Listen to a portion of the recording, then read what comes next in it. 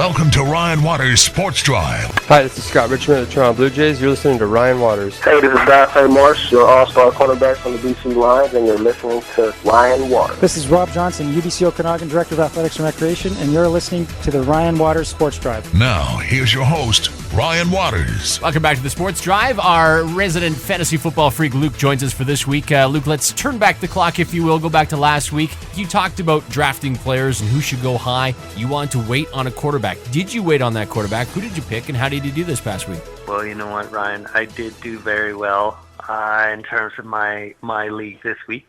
I was very pleased with the draft.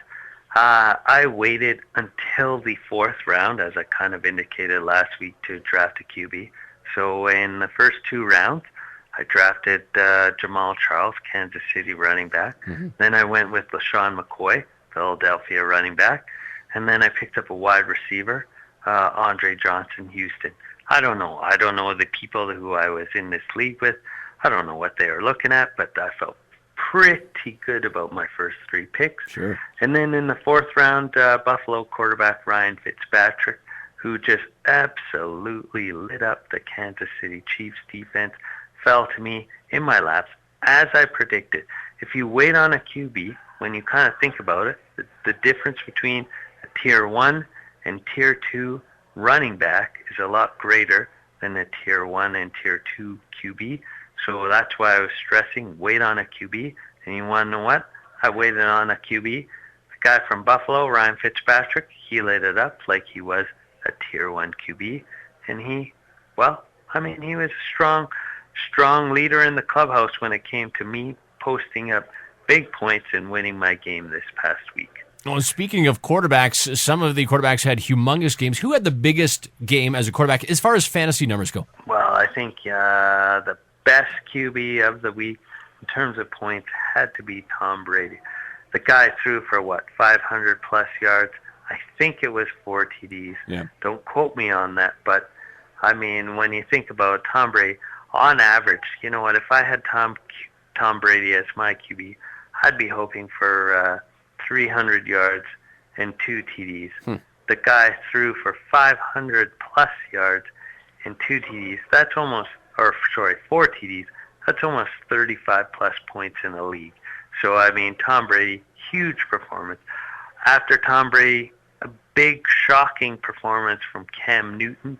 Cam Newton's the rookie. He was the first overall pick in Carolina.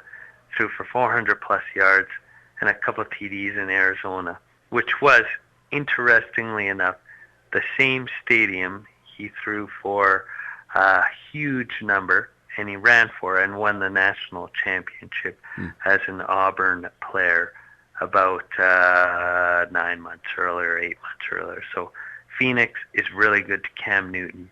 Cam Newton, Carolina Panthers TD, huge day for rookie QB. Talking fantasy football with the Sports Drive's freak, Luke. So week 1 is in the book. Let's talk about week 2. Who should have a big game fantasy-wise in week number 2 of the NFL season? Well, you know, it's kind of crazy. You look at it this week and you're trying to figure out what and who and how things are going to match up. So last week, you look at Atlanta Falcons and their whole offense, which was supposed to be very vaunted, was shut down by a pretty good defense in Chicago. This week, they're at home on the turf versus a very good Philadelphia defense. But I expect their QB, Matt Ryan, to bounce back. You can't hold him down for too long. Philadelphia, who I just mentioned, Mike Vick, he's going to return home to Atlanta, who originally drafted him. Atlanta, of course, is also where he ended up with all the dog fighting charges and such. I expect Michael Vick to go into Atlanta and also have a big game. You look at the Arizona Cardinals. I would say he would be a first round or at least a second round pick in most drafts, Larry Fitzgerald. He had a pretty weak performance in week 1. Arizona this week heads to Washington, where they're going to face the Redskins D. I'm going to expect that Larry Fitzgerald is going to bounce back.